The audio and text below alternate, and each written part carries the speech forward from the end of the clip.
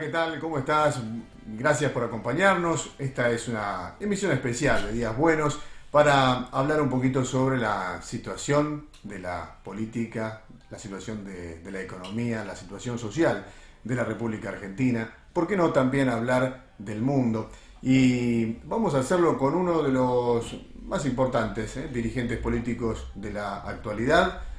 Es nada más ni nada menos que Jorge Altamira, que nos visita y tenemos el gusto de recibirlo una vez más porque ya estuvo con nosotros aquí en el estudio de Demos Radio Visual. Jorge, ¿cómo le va? Muchas gracias por haber venido, muy amable. Muchísimas gracias por volver a invitarme y por aprovechar que tenemos una conferencia ahora en un centro cultural de Vicente López para compartir con ustedes esta conversación. Por favor.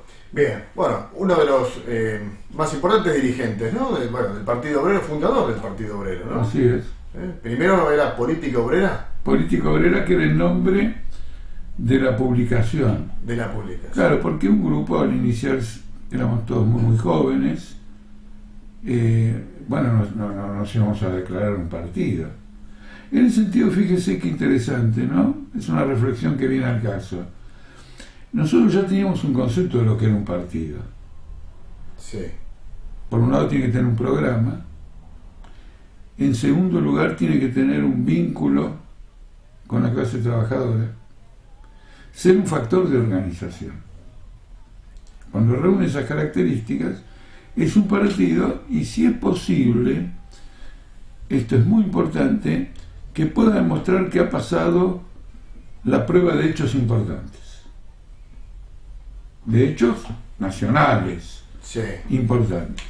De modo que cuando comenzamos le pusimos a nuestro agrupamiento el nombre de la publicación que sacábamos o que empezamos a sacar, que se llamaba Política Obrera. Entonces todo el mundo nos conoció de esa manera. Y de esa manera actuamos hasta el golpe militar del 76, cuando, me acuerdo como si fuera hoy, porque estaba en mi departamento, en donde vivía, incluso afeitándome, y escuché por la radio que nos habíamos convertido en una fuerza ilegal en el comunicado, no me acuerdo si 1 o 2 de la Junta Militar. Claro. El 24 de marzo del 76. Del 76. Entonces, mire usted qué cosa curiosa. Cuando llega el año 82, y a finales creo que se convoca elecciones, sigue el gobierno militar. Y por lo tanto nosotros somos una fuerza ilegal. Sí. ¿Cómo se legaliza una fuerza que es ilegal? Es un problema. Entonces, en el caso de otros partidos o organizaciones que estaban en esta circunstancia, se cambiaron los nombres y nosotros pasamos de Política Obrera a Partido Obrero. Entonces usted tenía PO, Política Obrera, que se transformaba en PO, Partido Obrero. Ahí está. Y en lugar de sacar Política Obrera, que era ilegal, empezamos a sacar Prensa Obrera. PO. ¿Quién observó esto? Se lo cuento porque alguien lo observó. Sí.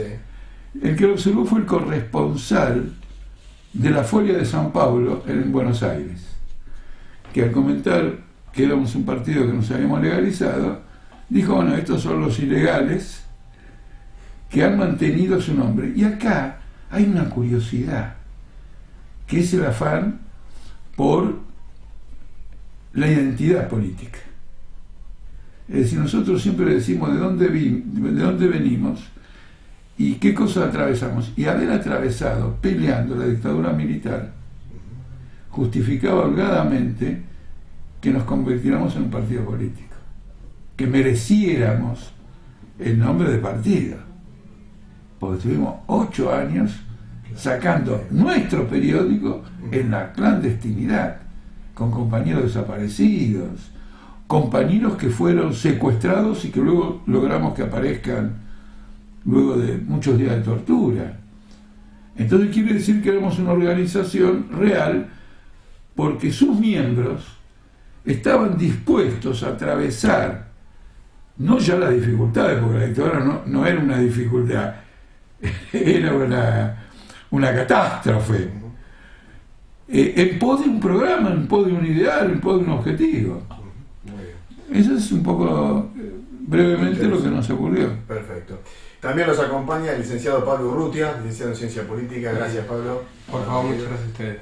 Bien. ¿Y cuál es la actualidad hoy del Partido Obrero? Sabemos que hubo una interna dentro del partido, que... No, continúa porque tenemos una discusión política que de entrada yo señalé que iba a abarcar a toda la izquierda y efectivamente es así, porque Argentina se está desenvolviendo en dos planos. Lo digo para aclarar, no quiero ser tan riguroso tampoco. El plano formal de la política, que son las elecciones, y el plano real de la política, que son las sistemáticas bancarrotas del sistema político, del sistema económico y el empobrecimiento constante de las masas.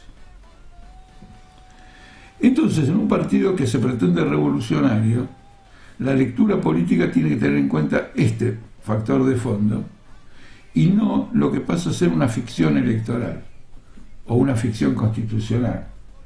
Como la Constitución dice que hay que votar tal día, vamos y votamos.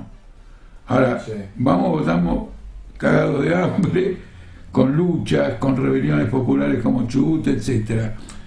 Nuestra preocupación debe ser la victoria de esas luchas. Entonces vienen y nos chantajean. ¿Ustedes están saboteando las elecciones?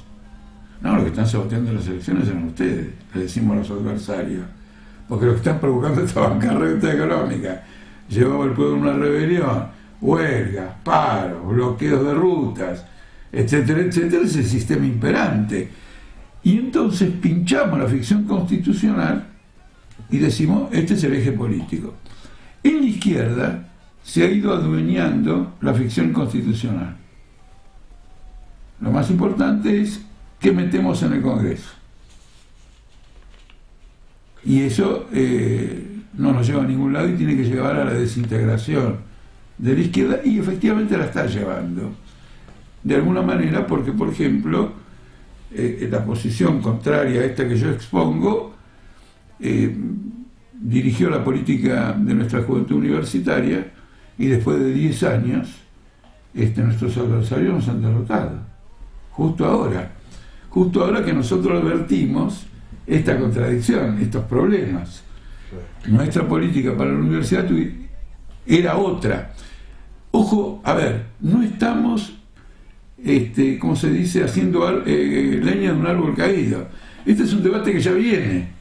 Si ahora algunas de las consecuencias no son las mejores, no es que nos estamos subiendo a la crítica de los resultados, anticipamos lo que iba a venir y hoy podemos hablar con la autoridad, digamos, que nos da. Este es un debate muy importante porque muy lejos de no participar en las elecciones del 27 de octubre o en las PASO, hoy en la charla tengo una conferencia, voy a explicar nuestra posición electoral. Pero el eje tiene que ser porque incluso es lo único que se discute ahora, nadie le da 5 de atención a las elecciones. Acá lo que se está discutiendo es cómo va a ser esta transición. Si Macri se descuenta, digamos, que habrá cambio de gobierno.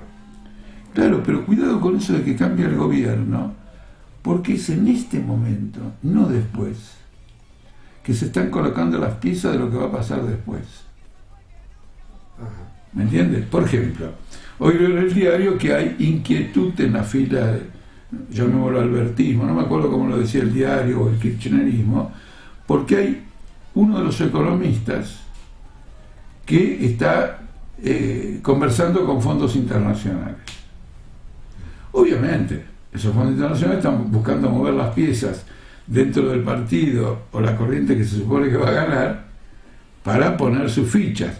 Acá causa inquietud, ¿por qué? Porque entonces ahora hay una interna dentro del futuro ganador entre fondos internacionales. Y hoy acaba de ocurrir algo muy grave. ¿Qué es lo grave? Que el gobierno decide que la deuda argentina hasta diciembre, no la deuda argentina, la deuda de jurisdicción argentina, ¿no es cierto? Que el contrato de deuda es el marco del sistema judicial argentino, Sí. y no de Nueva York. Las empresas, todo lo que no es persona física, se le prorroga el pago, no se le va a pagar porque no hay plata, y hoy va a cobrar uno que fue expresamente excluido, que es el pago de un bono que se llama Bono de Política Monetaria, BOPOMO, y el 51% de ese bono está en manos del Fondo Internacional PINCO, que es el que ha manejado la política del macrismo todo el tiempo. Entonces, este cobra. Entonces, como usted ve, el destino de la deuda, quién paga, quién no paga, se está jugando ahora. Los salarios de los trabajadores se están jugando ahora. A ver, tomemos un caso. Esperamos diciembre. Mi salario cayó el 40%. Viene Alberto Fernández y dice, bueno, ahora viene un gobierno popular, nacional, etcétera, y vamos a dar un aumento general del 20%. Papito, te guardaste otro 20%. Si nosotros no defendemos lo que hemos perdido ahora y lo que estamos perdiendo ahora con una inflación del 6% mensual, luego vamos a partir de una situación muy baja. Porque si después tenemos que ir a reclamar el 50%, mucha gente va a decir, che, se le está yendo la mano, el país está en una crisis, ustedes tienen el 50%. Bueno, es el 50% o más que lo fueron sacando en 2 años, y en particular en el último tiempo. Con esto quiero decir que hay una pelea política, una lucha social en esta etapa de transición que no debe ser oscurecida, ninguneada o disimulada con el argumento, che, estamos en periodo de elecciones, el pueblo va a decidir, y toda esa verborragia electorera ficticia. ¿En qué sentido es ficticia? Quiero insistir en esto. Nosotros somos 45 millones de argentinos que tenemos que mantener una familia. A nosotros la Constitución no nos da de comer. Lo que nos da de comer es levantar a la mañana y laburar todos los días. Y por ese laburo no nos paga nada. Este es el tema. No disimulemos, por ejemplo, con el lenguaje institucional que se está aprovechando de ese discurso para golpear y golpear y golpear y llevar a un pueblo al nivel de empobrecimiento. Los jubilados, los chicos, los que están debajo del nivel de la pobreza, que se cuentan por millones. ¿Y hay en el mundo algún gobierno de izquierda que participando electoralmente sea un ejemplo a seguir? ¿O el ejemplo a seguir no está dentro del marco constitucional? Bueno, no, ocurre lo siguiente. Hay partidos de izquierda que han crecido mucho electoralmente. Le voy a tocar un caso que ilustra todo. O podemos tomar 2 casos, pero vamos a arrancar por uno. En Grecia había un partido de izquierda que tenía tanto voto como nosotros. Hace muy poco, en el año 2012. Y debido a la crisis de Grecia, tuvo un crecimiento extraordinario. Es decir, que el pueblo griego dijo, no, de esta nos saca la izquierda. Los 2 partidos tradicionales de derecha, justo 2, uno que sería el peronismo y el otro que sería el macrismo, habían gobernado, nos vamos con este. Naturalmente se presenta el problema de la crisis de la deuda externa y en un momento determinado este gobierno dice, bueno, muy bien, vamos a poner un freno y convoca un referéndum si queremos pagar o no queremos pagar. Y para sorpresa de todo el mundo, gana como en la guerra, no pagar. Y al día siguiente él dice, voy a pagar. Es así como ocurrió, ¿eh? Entonces usted tiene acá una contradicción violenta, es decir, el pueblo busca a la izquierda, porque la ve luchando, etcétera. Pero la izquierda tiene conciencia de que, bien mirada la situación, se lo está votando para que desarrolle una política revolucionaria. Porque los poderes fácticos de las finanzas, de lo contrario, te cortan el pescuezo, inclusive después de un referéndum que ganaste por el 70%. Entonces hay una crisis en la izquierda mundial. Cuando vino este experimento de esta izquierda, la inmensa mayoría la apoyó en el mundo, de izquierdas como nosotros. Nosotros no, porque advertimos que no tenía las características de una fuerza, por ejemplo, con la conciencia del desafío que tenía, y que por lo tanto cuando la aprieten un poco tira todo. Entonces dijimos, acá ocurre algo muy positivo, la gente se va a la izquierda, eso está muy bien, vamos, tenemos que atacar a la derecha, pero advertimos que esto no va. Nosotros no vamos digamos, no es nuestra esta política, y ha fracasado. El otro ejemplo, le doy ejemplos concretos porque se habla mucho en abstracto y se califica y descalifica el abstracto. En otro caso, el PT de Brasil, más cerca de aquí, ¿no es cierto?, que es una construcción original porque no aparece como un resultado de una historia pasada. Distintas fuerzas de izquierda en la historia de Brasil muy importantes se quebraron como consecuencia de sus fracasos, y en determinado momento empieza a emerger otra fuerza que se declara abiertamente socialista, etc.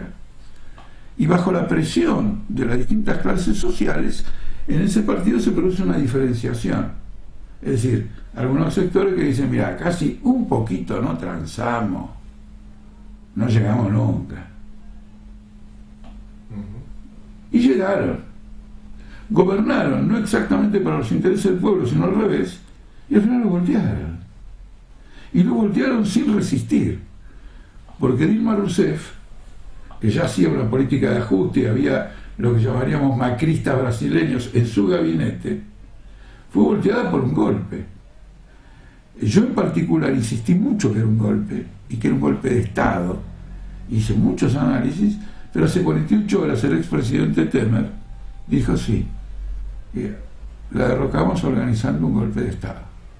Algo que él no reconoció cuando dio el golpe. Y él era el vicepresidente de ella. Entonces usted ve el Partido de los Trabajadores yendo con un corrupto de vicepresidente, porque como hay que llegar, todo vale, muy bien, así te va a ir. Y así desmoralizás al pueblo. Muchas veces no se tiene en cuenta cuando se dice, bueno, pero vos querés llegar o querés ser un charlatán de la oposición.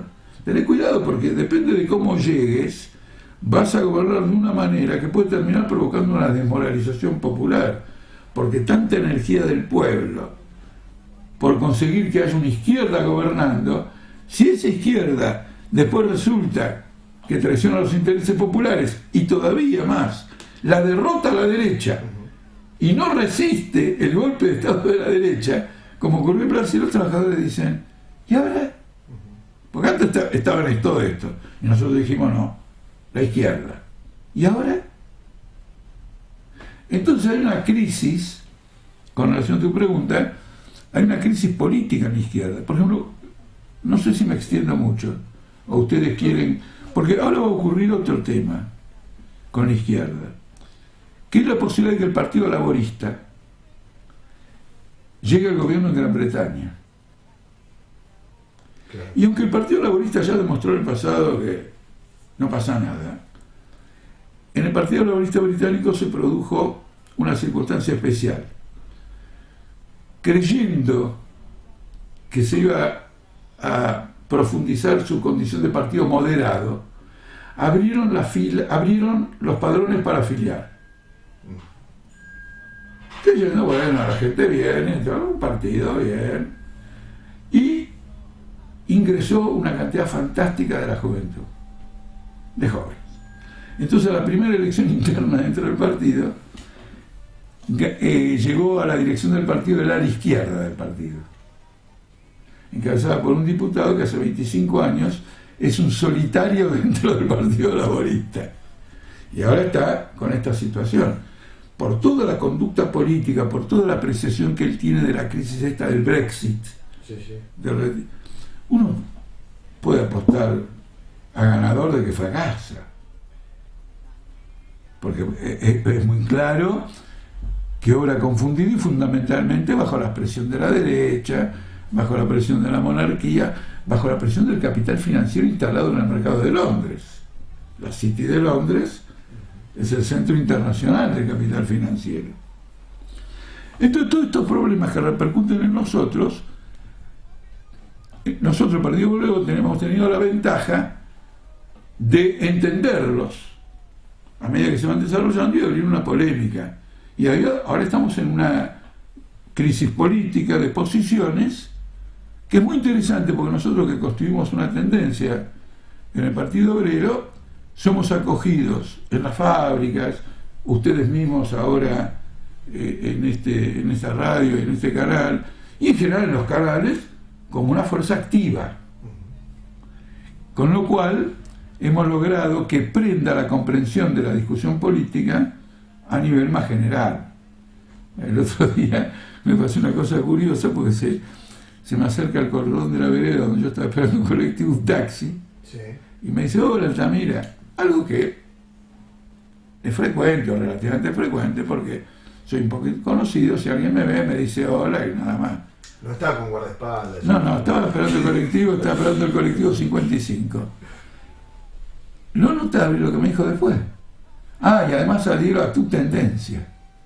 Ajá. Dice que los taxistas saben lo que estamos discutiendo en el Partido Obrero. Es el sueño del pibe.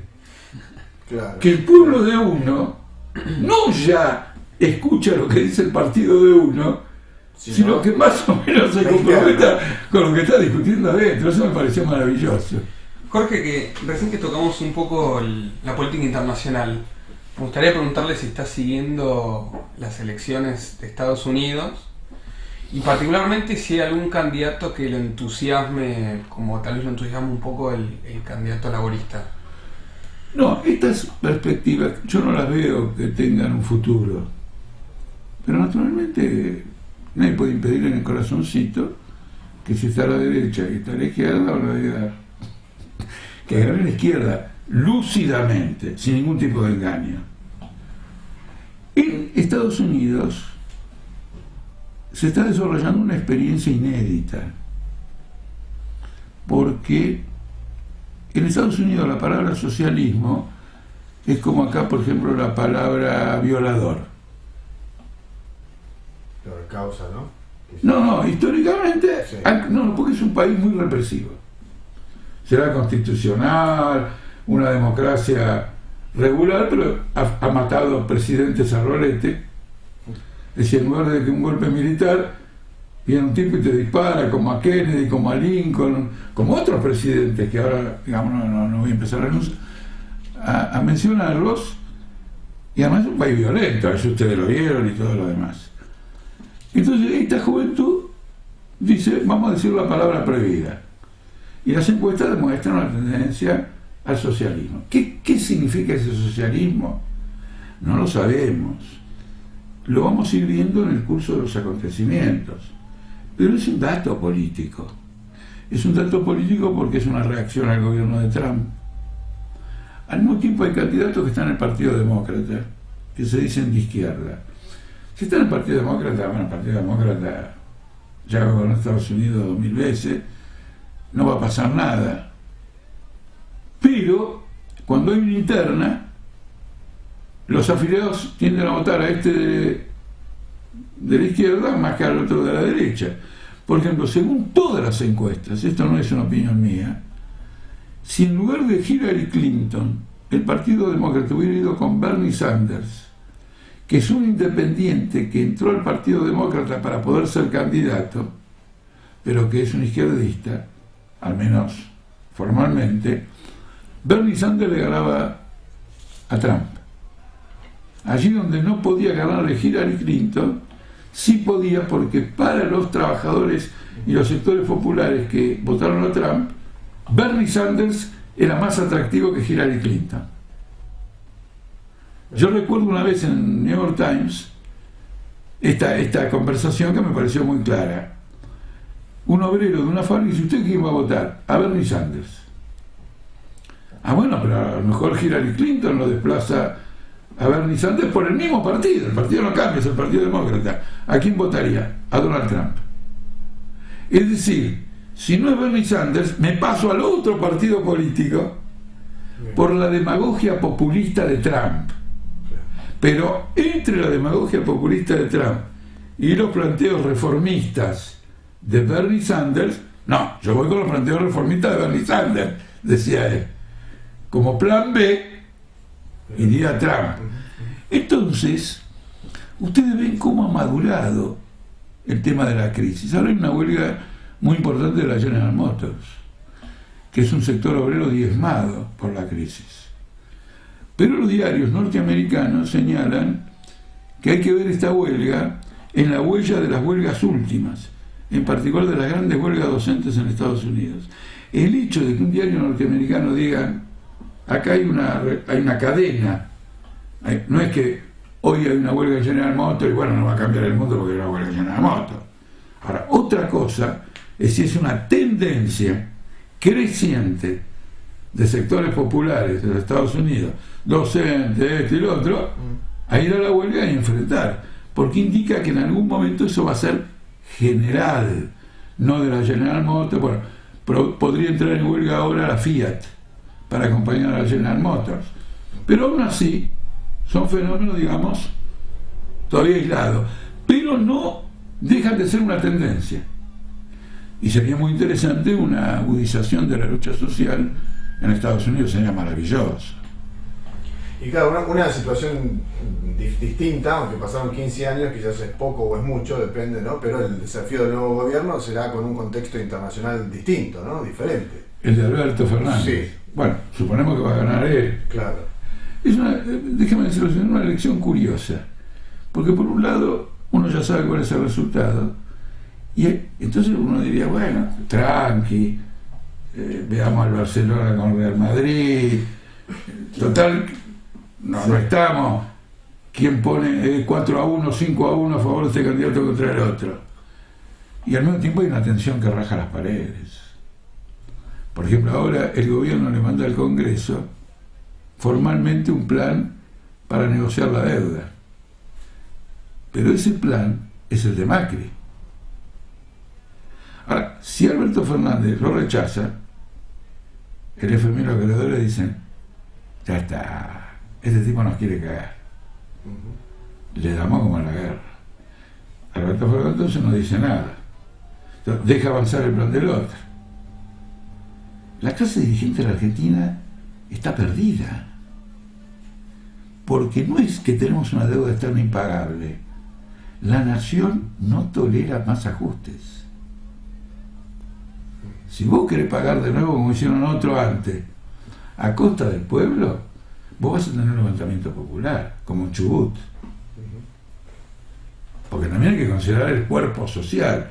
Uso la palabra cuerpo porque como una forma gráfica de que uno sabe que un cuerpo que se lo golpea, se debilita, no tiene, para ilustrar la imagen. Entonces hay luchas por todos lados, hay rebeliones. Entonces el próximo gobierno tiene que pilotear una crisis, en primer lugar que él la acompañó, porque el peronismo le dio los votos en el Congreso a Macri para todos estos planes, empezando por que todos los años se votaba el presupuesto nacional. Y acá permítame que les voy a dar, no sé si es una primicia, pero algo que no le dije a nadie. No le conté a nadie hasta ahora porque, bueno, no vino al caso. Yo conozco bien a Alberto Fernández, probablemente de todos los políticos que mejor conozco es a él, porque trabajamos en la legislatura de la ciudad en la misma comisión.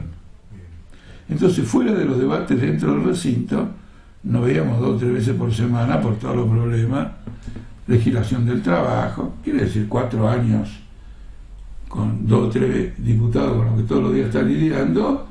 Conoces, y él naturalmente me conoce a mí, etc. Hace relativamente poco nos invitaron a un programa de televisión. Quiero decir, yo no sabía que él venía, pero terminamos estando juntos. Y entonces, en un momento del debate toma el tema del presupuesto y digo, bueno, ¿vos a usted le gustaron el presupuesto Macri? Yo ya sabía la respuesta porque si no, no lo conozco. Y digo, lo conozco. Y entonces me dice, un presupuesto no se le niega a ningún gobierno. Esta es una tesis oficial, se la escuché decir cuando éramos legisladores. Los gobiernos necesitan el presupuesto, y si el presupuesto es una calamidad, ves de modificar algo, y si no, tenés que darle el presupuesto. Y si todos defienden el mismo régimen, si no les gusta, dice, bueno, hay que poner lo que tenemos defendiendo esto. Mañana, cuando tengamos nosotros el presupuesto, le diremos a ellos, che, vengan y hagan lo nuestro. Bueno, en una palabra, están atados por un mismo régimen. Entonces, no se puede esperar de Alberto Fernández una solución de estos problemas en términos favorables al pueblo. Alberto Fernández no va a sacar un decreto al otro día de gobierno diciendo voy a restituir el poder adquisitivo perdido. ¿Por qué no?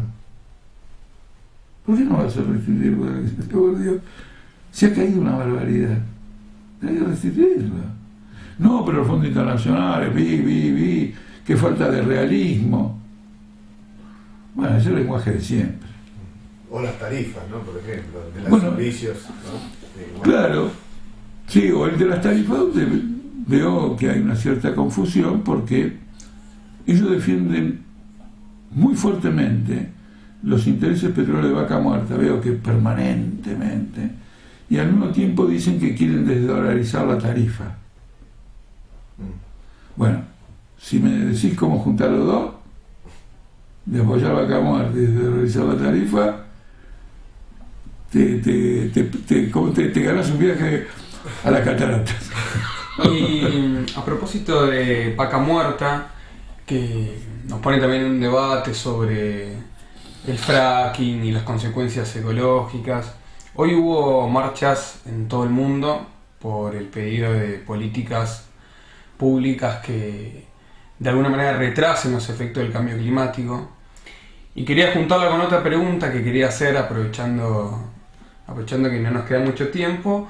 Sí, ¿cómo la izquierda está tomando los ejemplos del movimiento feminista y el movimiento ecologista en el mundo? Sabemos que la izquierda por momentos apoyado y por momentos no es una cuestión de izquierda y derecha tan fácil de definir, pero me gustaría su mirada sobre cómo la izquierda debe posicionarse en ambas cuestiones. Ocurre lo siguiente, miren, yo vengo comentando mucho entre los amigos, compañeros, una entrevista que hizo La Nación a una mujer, que ahora no me acuerdo muy bien su especialidad, pero el análisis que hace esta mujer recientemente en La Nación es espectacular. Nunca haría algo tan bueno. Y entonces ella, que naturalmente no parece que fuera de izquierda ni socialista de ninguna manera, en un momento determinado dice, este es un problema de toda la estructura económica y social. Es decir, toda esta estructura económica y social capitalista, que ya no dice capitalista, ¿no es cierto?, detrás de los beneficios, las ganancias, etcétera, es un factor no solo de destrucción del clima, sino es un factor de aceleración de esa destrucción climática. En este sentido, tanto con el ecologismo, con el feminismo, el ángulo de separación es este. No hay salida capitalista para el problema del medio ambiente y no hay salida de defensa de la mujer, de igualdad para la mujer bajo el capitalismo. Ahora, ustedes luchan contra el fracking de Vaca Muerta, nosotros vamos juntos. Ustedes luchan por el derecho al aborto, contra la violencia de la mujer, vamos juntos. Porque ambas cosas forman parte del programa socialista. Pero la concepción que le inculca al pueblo que las salidas son viables sin tocar el régimen social, esa idea es nefasta, porque le quita a las masas trabajadoras el foco. ¿Se entiende? El foco no es alguien que está deforestando en Brasil, es un gobierno del capital financiero con un ministro de Economía que responde a los fondos internacionales y que quiere deforestar Brasil para desarrollar el agronegocio, etcétera, etcétera, etcétera. Entonces, en lugar de decir simplemente no a la deforestación, abajo Bolsonaro. ¿Se entiende? Vamos a la cabeza, abajo Bolsonaro. Lo digo para simplificar, porque no es que andamos diciendo, nos pasamos por el mundo llamando abajo al gobierno. ¿Se entiende o no? Hay que mirar el conjunto de la realidad. Lo digo para hacerla más fácil. Es decir, golpear a la cabeza. Entonces, ¿qué ocurre? Yo he tenido debates con ecologistas, con los cuales coincidimos, vemos ahí puntos, pero hay algunos que son recalcitrantes y dicen, no. Cada vez que viene un gobierno socialista también destruye el medio ambiente. Entonces, está claro que para él los regímenes sociales son indiferentes a la cuestión del medio ambiente. Ser socialista, capitalista, dictadura, democracia, el medio ambiente es un asunto en sí mismo. Y los gobiernos socialistas que destruyeron el medio ambiente, socialistas se llamaban ellos, ¿no es cierto? Porque sí, Stalin, ¿no es cierto?, hizo un acuerdo con Hitler, después hizo un acuerdo con los yanquis, metió en cana a millones de personas y todo lo demás. Y vos decís que es socialista, no sé. Ahora uno dirá, bueno, Altamira, vos decís que no es socialista después que fracasó. No, mucho antes de que fracasara. Pertenezco a una corriente política en la izquierda que ya en los años 20 terminó en los campos de concentración de Stalin, porque decían que no era una democracia de la clase obrera y porque alimentaba una burocracia privilegiada. Es decir, que tengo la autoridad, no es que yo viviera en los 20, como corriente política. No, pues ya uno me preguntó una vez, me dice, ¿vos tenés 110 años? Y dije, pero escuchame, lo conté porque lo leí, no tuve que haberlo vivido. Ahí me preocupó, pues después me puse a pensar, hablo con tanta vivacidad que transmito la idea de que aquello que sé porque lo leí, la gente cree que lo viví. Bueno, entonces tenemos esta divergencia, es una divergencia importante. Nosotros queremos que el movimiento feminista y el movimiento ecologista marchen bajo la conducción o bajo el objetivo estratégico de un cambio, como dice esta mujer, de la nación. Voy a escribir sobre ella, porque es un reportaje excepcional. Acá el problema son las instituciones económicas y políticas. Y le voy a decir más por qué. Porque uno critica, por ejemplo, el fracking. Bueno, no hagamos fracking, es muy fácil. Tenemos la Patagonia, donde podemos tener energía eólica para exportar. Entonces es fácil. Ella llama la atención al régimen agrario en Argentina. Ella dice que los métodos de cultivo de soja, etc., son un factor de destrucción climática mayor que todos los rubros que aparecen en la prensa como factor. Y de eso, en Argentina, que es productora de soja, que va primera en las semillas genéticamente modificadas, que mete todo tipo de herbicidas y cuya la fertilidad del suelo está siendo destruida sistemáticamente, en Argentina de eso no hablamos. Claro, porque no le convienen los intereses, y lo cual demuestra que es un problema social y económico. Esta reforma agraria que se ha, bueno, lo ha dicho Grabois, ¿no? Así como reforma agraria, la expropiación, ¿qué opinas? No sé lo que él quiere, francamente, es decir, nadie puede hablar de la reforma, hay una reforma agraria, vamos a expropiar. Tiene que explicarse, inclusive por una razón. Pero a ver si usted me entiende la razón que voy a dar. Si yo tengo un país que tiene la Patagonia, la pampa húmeda, los yerbatales de Misiones, la vitivinicultura de Cuyo, y el azúcar y la caña del NOA, ¿cuál es exactamente el planteo agrario que hago? Cada uno tiene que ser especificado. No puedo tirarlo por... Hay zonas donde predomina mucho la pequeña producción. Ahí hay que hacer una reforma agraria que Grabois no la ve. ¿Cuál? La de juntar a los pequeños productores para producir todos en gran escala y hacer más eficaz y vencer la resistencia del pequeño productor a asociarse como que él quedara limitado en el ejercicio de su propiedad privada. Sin embargo, si uno quiere realmente desarrollar una capacidad de producción mayor, el trabajo asociado es tremendamente importante. Él no habla de los cambios que ha habido en la agricultura pampeana, pero no los cambios tecnológicos, los cambios sociales y financieros. Hoy, los dueños de la pampa húmeda son Monsanto y los pools de siembra. Y antes un pequeño productor arrendaba a otro. Antes los pequeños productores buscaban arrendar en las grandes zonas, y ahora él le arrienda un pool de siembra. Ha dejado de ser productor para ser un pequeño rentista. Entonces, ¿vos qué decís? ¿Que estos pools de siembra, estos fondos financieros, debieran ser nacionalizados? Es un tema fantástico. ¿Pero de qué está hablando? Entonces, no me quise prestar a dar una opinión porque él está jugando en una interna del grupo Fernández, y no sé para qué lado, por qué la usa, para dónde va, etcétera. Lo único que sé es que él se pone de acuerdo con, ¿cómo se llama esta muchacha? Stanley, el primer nombre de Carolina Stanley, se pone de acuerdo lo más bien y con el Papa fenómeno. Entonces, como el Papa nunca habló de ninguna reforma agraria, ¿no es cierto? Y Carolina Stanley es de una familia bastante plutocrática, no sé para dónde patea Grabois. Claro. Bien.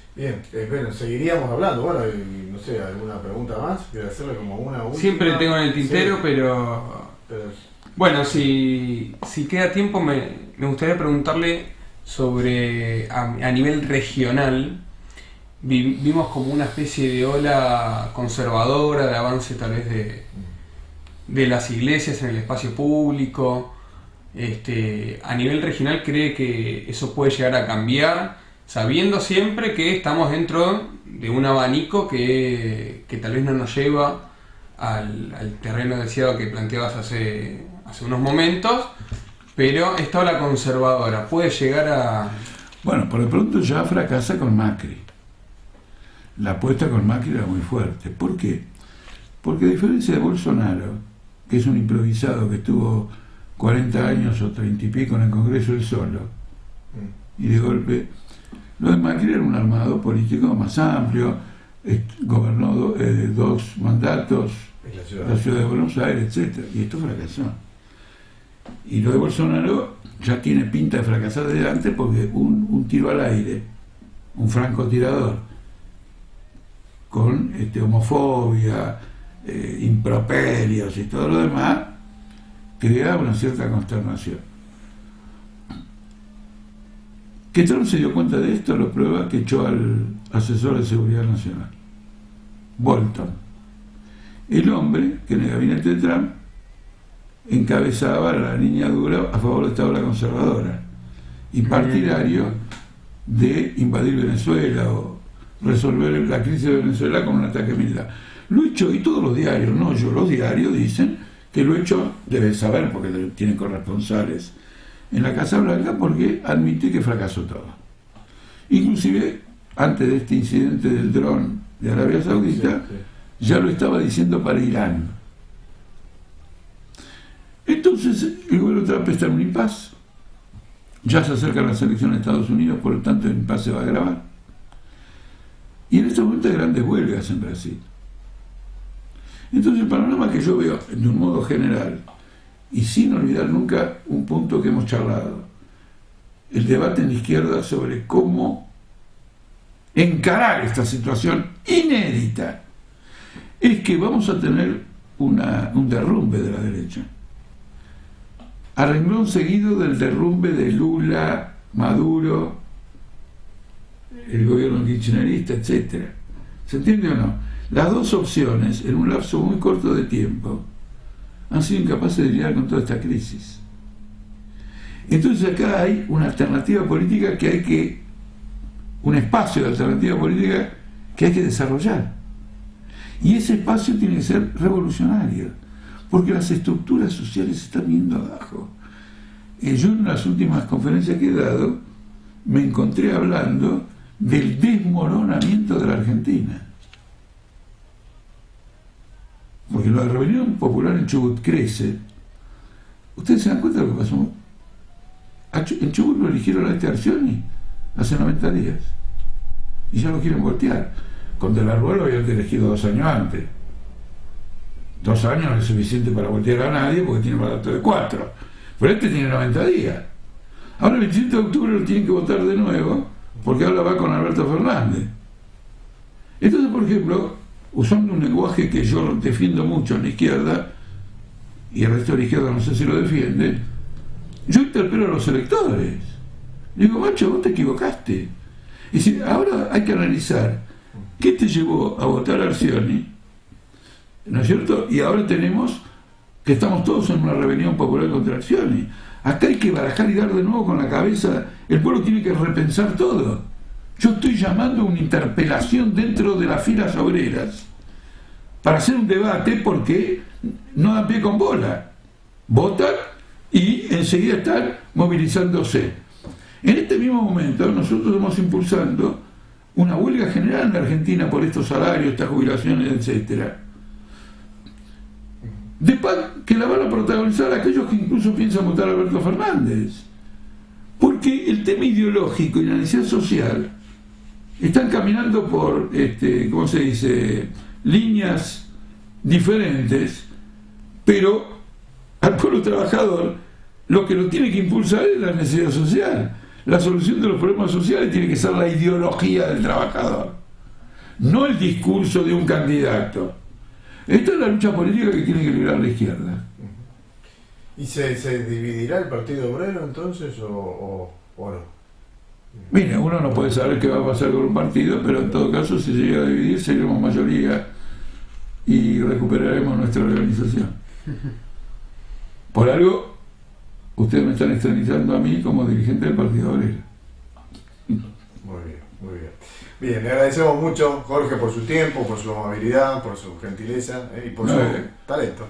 Para acercarnos ideas. No, pero lo más importante es agradecerles a ustedes el tema del interés. ¿No es cierto? Ya que manifiestan un interés por nuestras preocupaciones, nosotros le agradecemos esta conversación. Bien, recordamos entonces 20 horas, ¿no? No, ya estamos atrasados. Pero 18:30 el que esté llegando tarde, no hay problema porque yo estoy atrasado. Pero no mucho, estoy atrasado 10 minutos. Bien. Y me atrasaré 10 minutos más. En Aristóbulo del Valle, 1701, Centro Cultural Tiempos Modernos. Bien, Tiempos Modernos. Tiempos Modernos. Sí. Perfecto. El de Chaplin. Claro. Exactamente. Exacto. Gracias, Por favor. Jorge, gracias Jorge Altamira, gracias Pablo Urrutia, gracias. Bien, y nos encontramos en cualquier momento y tratando de hacer algo que pueda ser interesante. Gracias. Gracias Jorge. Bueno. Gracias. Muy bien. La seguimos. Muy interesante. Bueno, puse en práctica.